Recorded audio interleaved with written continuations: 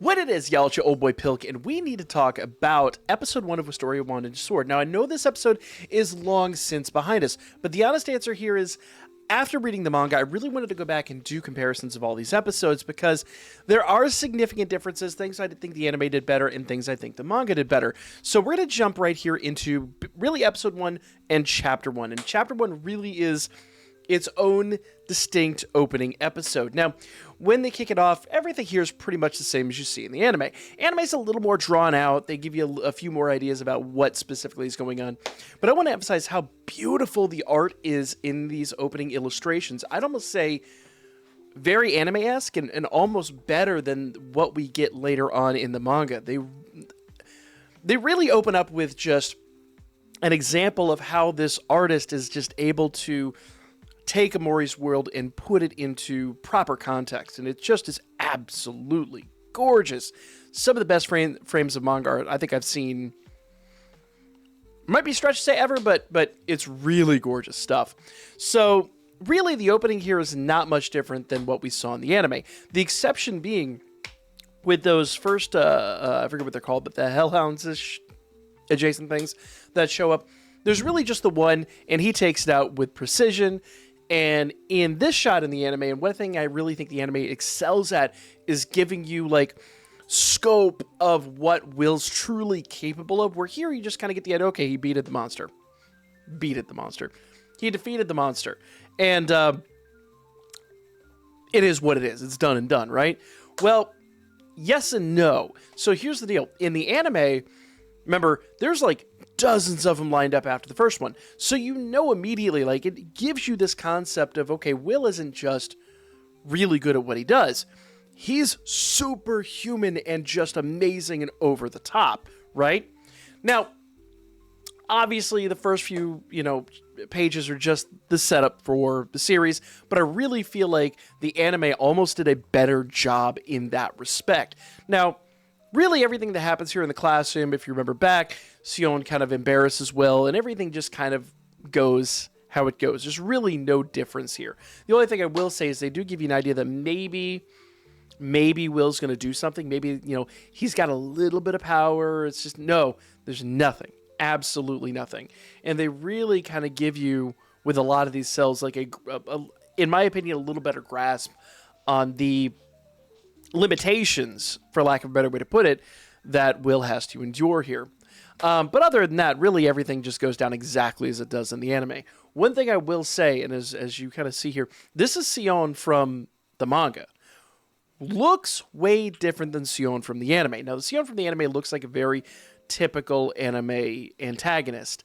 And, that Bakugo-esque, like, I'm antagonizing you, but we're still, like, on the same side-ish type of character, and that's very much what this character represents. I mean, almost to a T. But I love the way they draw him here in the manga. I think it is just way better. I think you get more emotion out of the character in the manga, as you'll see here in a moment. So, when he's here in the hallway, he almost looks unassuming. He doesn't look as sinister. In fact, the background characters look more sinister than he does. He almost looks very regal, very benevolent, until you really get down to some of these other cells where you see him straight up just looking evil. Right there, that scene right there where you finally get that whole like, that typical stance. Then you really start to see, okay, this guy truly is just got not great intentions, right? But on the surface of it, he doesn't look nearly as stereotypically antagonistic as he does in the anime. And so it's one thing I think the manga significantly does better here from the start. It kind of gives you this idea that Sion, and I said it in a video about Sion where I didn't think he was a terribly redeemable character, but in the manga they really do like visually set you up for, this guy's probably not all that bad. But in the anime, he's just a jerk. Like, straight up. Like, he looks like a jerk. He acts like a jerk. Here, you just kind of... There's some ambiguousness to it. I'm not coming around to him. I'm just saying the art style just, I think, is a little more appropriate for the character type. But pretty much from this point on, everything very much goes exactly like it did in the anime. The exceptions here, if you notice, there's almost no shots of Kiki. Will's familiar. In the anime, there's some just straight up shots of Kiki being in the background here. In the anime, Kiki goes everywhere Will goes, pretty much for the most part. And here, you don't see her as much. She's just really not that apparent. She's not around anywhere. Here in this shot, she's in the background. In fact, you get a great shot of, while they're bickering, of Kiki just doing cat-like things. And she just doesn't seem to be here. Now, like it, hate it, I don't know. It's just one subtle difference that I did happen to notice. Now, they do a bit of world building here, and I will say there's, 1, 2, 3, 4, maybe 5, 6 pages of world building here. But when they do the whole world building and when they go into the whole background of Will and Elfie, I really think the anime just did a better job of grasping that, just because you get a lot more background and all that. Also, I really don't like Elfie's art here. Just being real. Her forehead is like massive. Like that. It's like Vegeta. Like, just, that's not a 4 head. That's like not even a 5 head. That's like a 8 head. So, yeah, poor Elfie's just not been blessed with the greatest of have. She's literally naked. Look at the shape of that now. Look at this. Like around there, and it just kind of comes up to a tip. It is Vegeta. She's... New headcanon. She's Vegeta's offspring. Nevertheless, getting back into it here. The whole background, though, they kind of go over it in the anime, and they kind of... I think they cover it a little bit better. They give you more... there's more gravity behind it. I think the anime did a better job, and it was really the format that this whole scene needed. And that's not an uncommon feeling, as you'll see here as we get into this. So, one thing I do like is the younger with the older, and they really kind of give you this whole feeling of, like, despair with him. I think this was one of the best panels, just to give you an idea of how Will is progressing and how things are going. Something that'd be really, really, really hard to do in the anime. And, every medium's going to have the thing it's good at. It's not necessarily slamming the anime or slamming the manga and these things. I'm just really here to describe the differences in the formats for you guys. But obviously we have the whole interaction work. Now, this is one of the very first times we actually see Kiki in the anime, or I'm sorry, in the manga. And, it just kind of is what it is. She just doesn't really have a huge part in the manga like she does in the anime. But everything here kind of goes down the same. You get the whole background of what Will's got to do. He's got, there's the 3 things he has to excel at: the book work, the spell work, and the practical exam, which we're actually going to be getting into in the next episode. But really, if you read this and watch this shot for shot, it's almost identical here.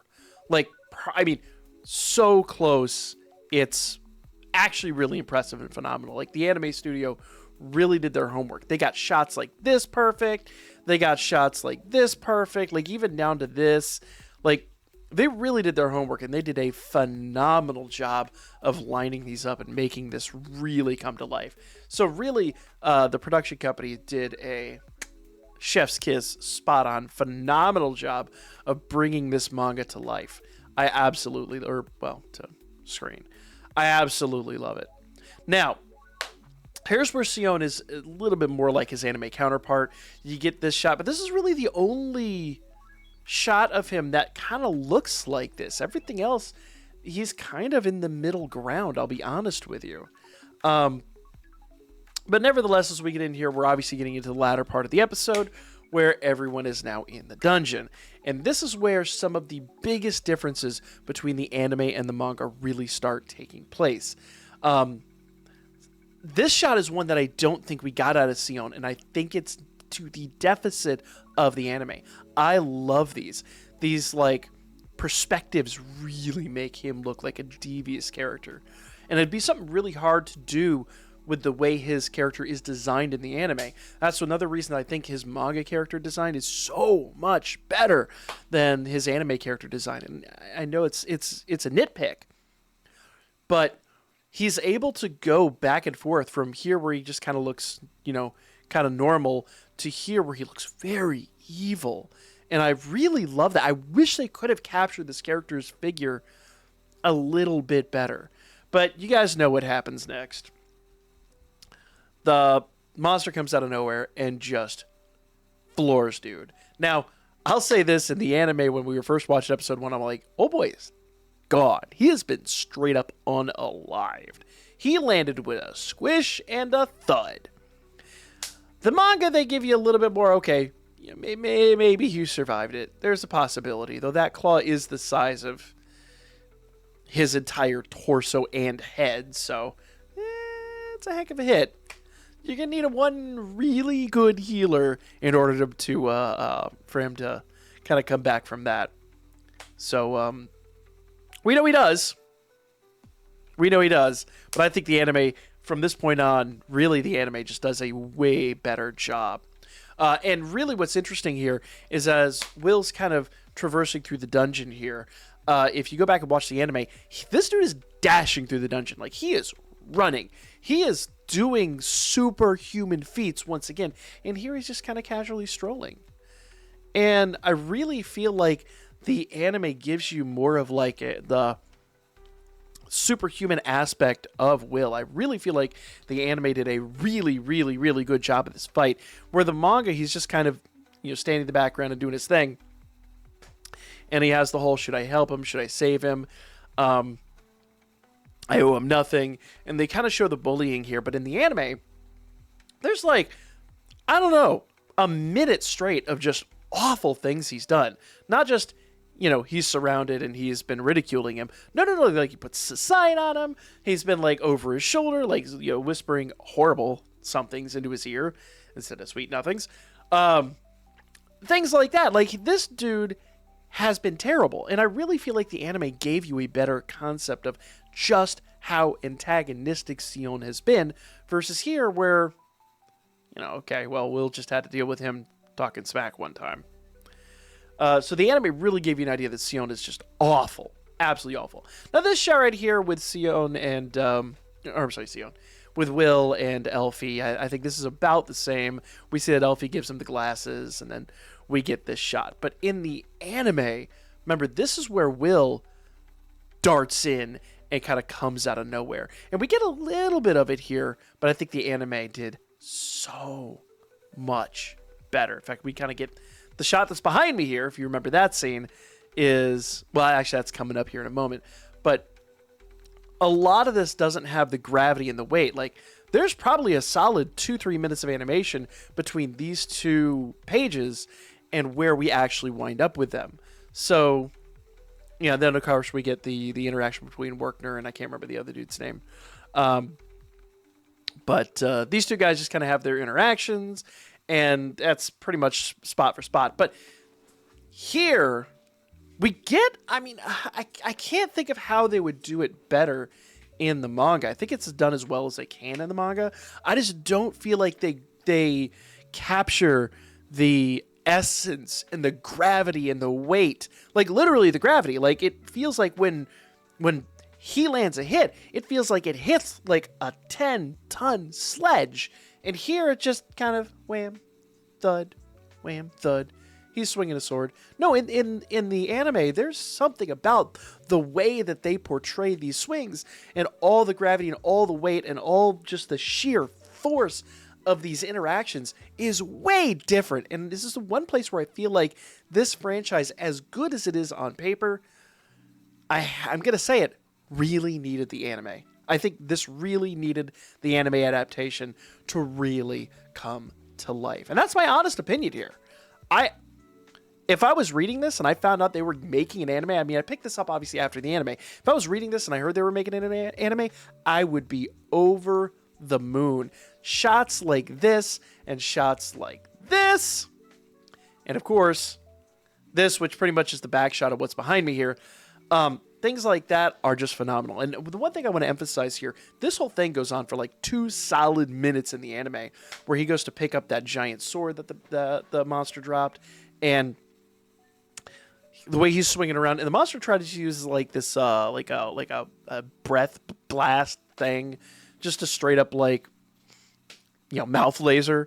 You don't really see that here. You don't get the gravity of it. Will just kind of picks up the sword and swings it and slashes this thing in two. In the anime, there's an interaction, and there's like a whole clash, and just this monstrous tone of just Will is a beast.